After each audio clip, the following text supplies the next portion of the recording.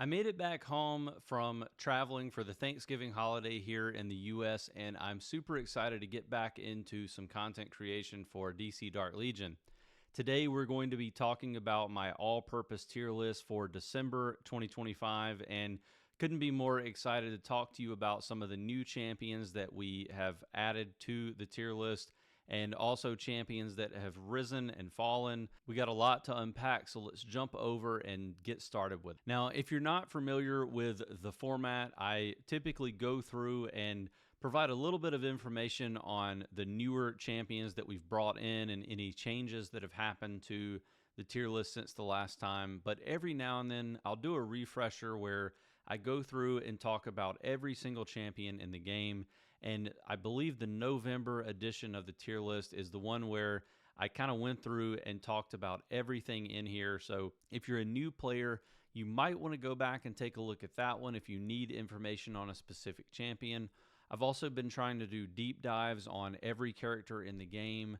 And also, I'll do whale or skip videos where I talk about whether or not you should be going after a specific Bleed Limited Mythic champion or not. Plenty of content on my channel. If you go back and take a look at some of the playlists, you'll find a lot of that information you're looking for.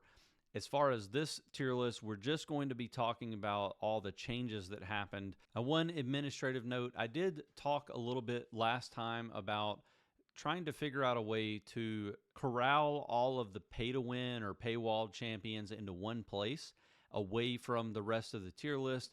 And I decided against that really for aesthetic purposes. I mean, I just think it's going to be a little bit too much to try to deal with two separate spaces on the same graphic or, two different tier lists to talk about these paywall champions. I think it's important to talk about them in comparison to all the other champions in the game.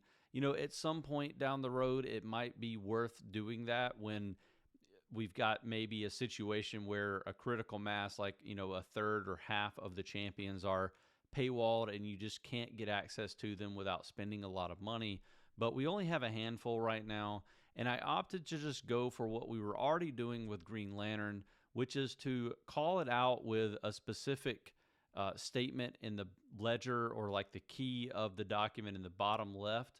And then also we've got the teal background for the paywall champions. We also have the little dollar sign, trying to pull out all the stops to make sure that you understand, why those champions are where they are. But, I also think that we need to be ranking every single champion in the same place so that, we know what we're up against and what's out there. I've mentioned this before, but if you can't obtain a champion because it's just going to cost you too much money, just ignore it. Just pretend it's not there and then look at what's the next available. I think that's the best way of doing things. If you're looking for a copy of this infographic, you can get it on the official Discord in the Guru Guide section. You can also get it on my official Discord. We've had a little bit of a hiccup with the website, so it's not fully up to date. We're trying to get to a point where we can get all the graphics that I put out onto the website on a regular basis and also update it for newer Bleed champions as well. You can give me a little bit of patience, myself and the person who is the main web developer for the website. We've just got a lot of personal items going on through the rest of this year. We're hoping that in January, we're going to have a clean slate to do a lot more with the website. So more to come on that. But for now, you can get all of my content on my Discord as well as the official Discord channel for DC Dark Legion. So let's talk about the new characters that are in the game. So we've got Death Metal Wonder Woman. I've spent a lot of time on this channel talking about how she is the newest iconic champion in the game, the higher rarity champion. And it was very difficult for me to get her to 2 yellow stars. Would not recommend it for almost all players of the game. Obviously, there's the dedicated whales that were going to get her regardless. She is, in my opinion, the best damage dealer in the game, particularly if you're able to get the Chainsaw of Truth here, the Hell's Distortion. It's incredible mechanic or damage dealing mechanic associated with this legacy piece. And if you can get it to 5 blue stars, which is where I'm at, it, becomes incredibly powerful. That is 600 magic eyes, so we're talking about a massive outlay of resources in order to get her to this point. But once you do, it's definitely worth it. I'm really hoping that when they introduce the next Death Metal champion, that there's a way to get Death Metal Wonder Woman on a rerun, and maybe she costs a little bit less money. Obviously, non-spenders and light spenders are going to have a tough time getting her at all, but I do hope that lower level whales are able to obtain Death Metal Wonder Woman so that there's more of her in the game. She's really fun to play, but incredibly good at Meta Brawl.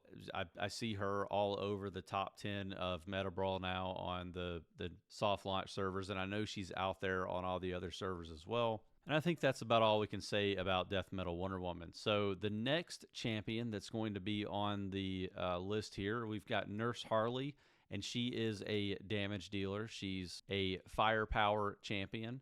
She's going to be doing a decent amount of physical damage, and she can also do damage over time abilities. With her legacy piece, she is quite powerful. I think she's up there with the Deathstroke level of damage dealing ability. And interesting that she has Birds of Prey tag and Arkham's Most Wanted tag.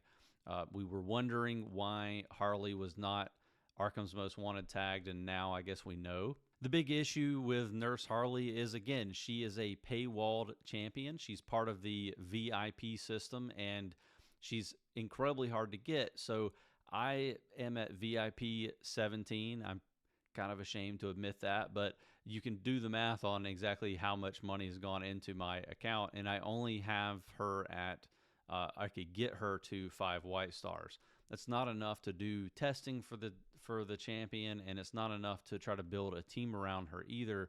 So, sadly, only a very, very small handful, like probably less than 100 people, have Nurse Harley higher than 5 white stars. Maybe there's a few more than that, like maybe it's potentially closer to a few hundred people, but it is a very, very small pool of people who have access to Nurse Harley, and those who do, like most of them, probably aren't even building her anyway. But at some point down the road, I do hope that she's obtainable by more players so that more people will have access to her and be able to utilize her in their accounts. And the last new champion that was added to the tier list this time around is Wonder Girl Donna Troy. She's an Amazon's champion who also has Teen Titans tag synergy, but unfortunately, I just don't see the viability for her outside of an Amazon's team. I've heard some people say that she is working with their Nightwing comps, and I'm happy to hear that, but as of right now, I just don't see her being viable enough or justifiable enough to put her at a higher tier. She is a warrior champion, but there are a lot of better warriors out there. She's supposed to be able to reduce the physical defense of the enemy permanently, which kind of is supposed to make her a cyborg replacement, but I don't think that it's quite good enough. Like, I have her at 1 yellow star. Her ultimate will permanently reduce the target's physical defense by 25%.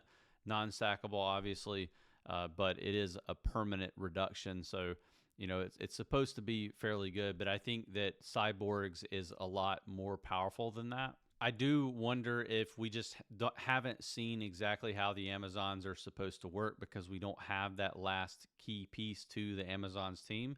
We know we're going to be getting Artemis in the bleed fairly soon, like probably within the next couple of weeks definitely before the end of the year for the soft launch servers. So I'm very curious to do some testing with Artemis. At this point, I am fully committed to trying to provide testing and information on the Amazon's team so that other people don't have to waste their resources on it. So we're going to continue to test this out.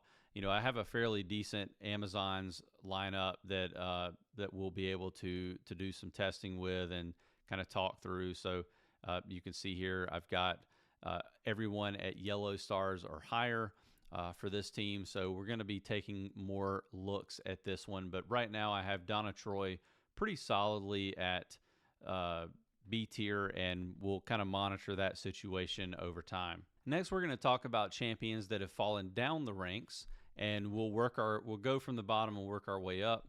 We've got Green Arrow, who has been dropped down to C tier, and I know what you're thinking. I've spent time recently talking about how good Green Arrow is for early accounts, and as I've mentioned on prior tier lists, I still think that's the case. Green Arrow offers a lot of upside for non-spenders and early game accounts, and realistically, he's actually going to carry your team pretty far into the game. I didn't stop using Green Arrow until probably a few months ago. I finally had what I felt like was enough champions that were just, objectively better than him because I pulled them from the bleed or built them a little bit higher and they were mythic champions. But I think when Green Arrow ascends to mythic, he's going to be pretty tough to deal with for Justice League lineups, and I wonder if he will get any other tag synergies as well. So be on the lookout for that.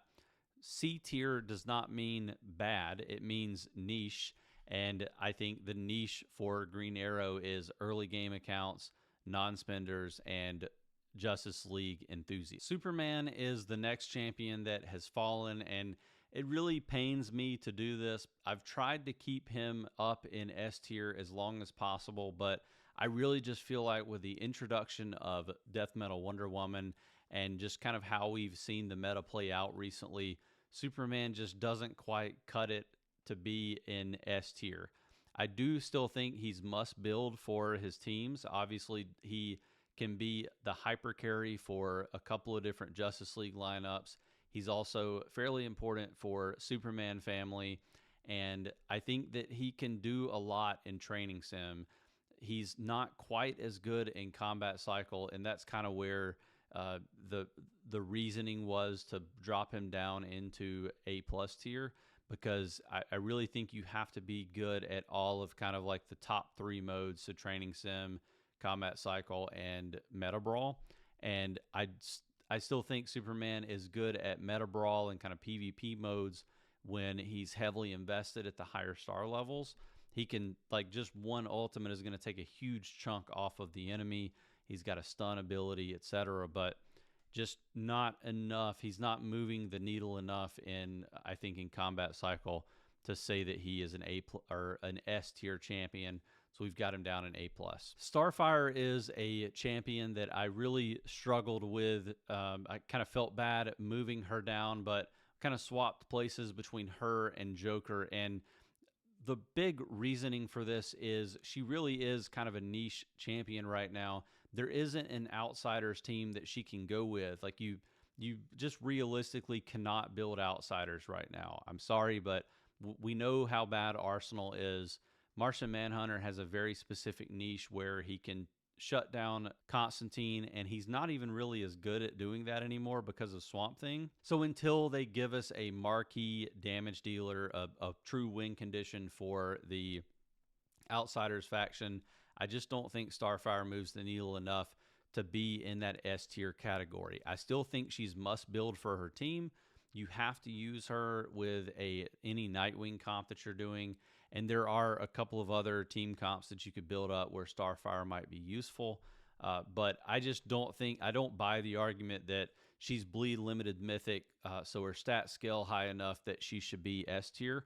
But, obviously all the healer champions are kind of out on their own island because of their usability and like why you would need them. I still think that as far as healers go, she's the best non-paywalled healer out there. And I think that means a lot. All right, so we talked about the new champions. We talked about the champions that have dropped down a couple of notches on the tier list. Let's talk about champions that have moved up. And again, we'll work our way from the bottom to the top. So Red Hood is a champion that has kind of surprised me a little bit now that he has ascended to mythic status. I'm super excited about that. I've seen a lot of people doing testing with Red Hood in Bat Family comps. I actually saw, I think Arcaluck has now cleared the Bat Family training simulator, like the Realm of Fate, and he did it using Red Hood. He wasn't able to clear those last few stages until he added Red Hood into the lineup. and I don't think he has a ton of investment in Red Hood. So I'm looking forward to more players like Chloe on Server 202 and some of the others that have heavily invested in Bat Family to use Red Hood and kind of show me some of the comps that they've been able to come up with that utilize him. But we know he's slightly less squishy now, and we know that he can do considerably more damage. I've moved him up into B tier. He kind of swapped places with Green Arrow, and partially that's because his stats just do scale better now than I think Green Arrows do. And, he just offers a lot of upside to that Bat Family team. So let me know in the comments below if you've tested Red Hood and what your thoughts are on him. But definitely think that he has earned his spot in B tier now. And the last thing I'll say about Red Hood and any of these Ascension champions is it's just nice knowing that you have this progression where you start playing the game and you're using a champion, and then you obtain some of these mythic champions and you realize, oh, I put too many resources into Red Hood. He's a legendary. He's not going to be as good down the road. Well, knowing that you can ascend them to mythic once you get them maxed out at 5 red stars makes you, I think, feel a little bit better and a little more invested in, hey, at some point this champion is going to be a lot better than it is now. So not to go off on a tangent, but excited about more of these mythic Ascension champions coming up. Let's talk about Bane next. So Bane is a champion that has kind of fluctuated up and down on the tier list for me. Not a lot of people build Bane, and I'm not really sure why on that. I mean, maybe it's just because you got so many other FOMO champions out there between the bleed and just, Bane has not really traditionally been on a lineup that was worth building in terms of tag synergy. You got the League of Assassins that most players in the game don't even have Wraith and Talia because they haven't come out yet outside of the soft launch servers. Arkham, he does offer some upside there, and I actually recently put out an updated tag synergy team list, and I switched out from an Arkham Legion of Doom hybrid team to just recommending a full-on Arkham's Most Wanted team that includes Bane and Riddler. What really sets Bane apart from other counterparts in the Guardian or tank category is he has a ridiculous amount of self-healing, and he also has a really nice stun ability, a single target stun ability that he can use to incapacitate your opponents in Meta Brawl, but also in Combat Cycle and Training Simulator as well. So I really think he, again, in the same vein as Red Hood, has earned his spot one tier higher. I do think that Bane is a meta-relevant character that probably is underutilized and should be used a little bit more in the game. And sticking with our Arkham theme, let's talk about the Joker. The Joker is a champion that, early on in the game's life, we had him in S tier, and he deserved it as well, similar to Superman, but he kind of fell off a little bit because he was not getting used in PvP at all. He just wasn't usable in PvP at all. But Joker is, if not the most buffed champion in the game, he's got to be up there. And the funny thing is, Scarecrow, which is also an Arkham's Most Wanted champion, is one of the other, top most buffed champions in the game too.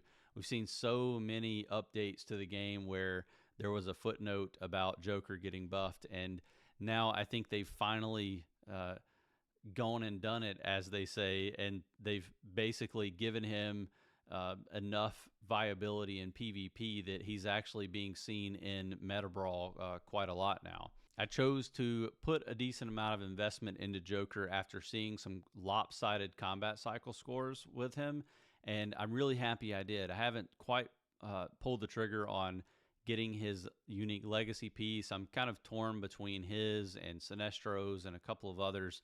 It's always decision fatigue when it comes to that sort of thing and using those magic eyes, but I'm considering doing that.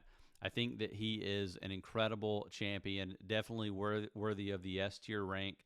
I want to see some more comps out there in Meta Brawl, so if you have any of those, feel free to send them over to me. But Joker solidified in the S tier category now. The only other thing that I wanted to mention is you'll notice that I removed the PvP tier up logo from Raish Al Ghul. I just have so many reservations about the League of Assassins right now with Raish and Talia.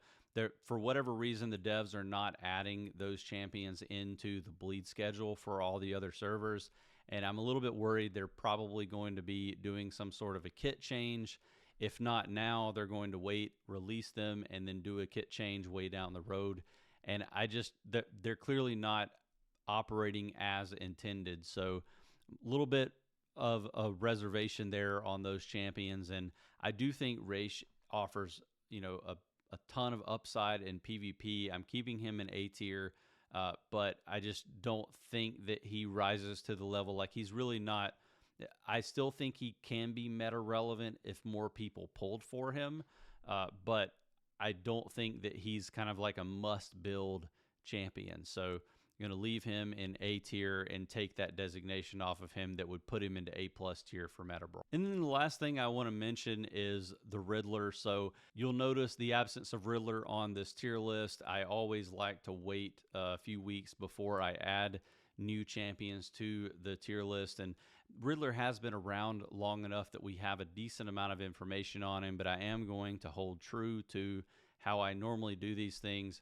Wait until probably the January tier list before he goes into a tier ranking. But I feel quite certain that Riddler is going to end up in A+ tier just based on some of the early testing that we've done. If not, maybe A tier. But he's certainly worth pulling, especially if you're going to build Arkham's Most Wanted. But also, if you just have Joker in general, Riddler is worth pulling because he is really, really good with those shields that he can put out for. Unfortunately, that is all the time we have for this tier list discussion. As always, leave a comment down below. Let me know whether you disagree or agree with any of my choices. Always love to have healthy, spirited discussion about the tier list. These things are incredibly difficult to do, and I do rely heavily on some of the discussions with friends of mine that play the game that know a lot more than me, and so I'm always willing to adjust my rankings if you can give me a good enough reason why I should be doing that and some proof to back it up. Usually I don't make changes just because of one person's feedback, but if I'm hearing the same thing over and over again in the community, definitely makes me wonder why I have someone ranked where they do. And we do some testing, we figure things out and go from there. So really enjoy having the community participate in helping me formulate this tier list and put it out to the community. I want it to be the best one that's out there. Thank you so much for all of your support, and if you'd like to have more access to these videos, definitely make sure you're subscribed to the channel. If you want to become a channel member, I'd love to have you as a channel member as well. You can do that. I've got a couple of different tiers right now. One's a little bit cheaper. I don't ever force people or ask people too much to join that. It's completely of your own volition. There's a couple of perks, not much to it, but it's just a way for you to support me to make sure that I can continue to put these videos out there for you. Otherwise, I do hope to see you in the next video.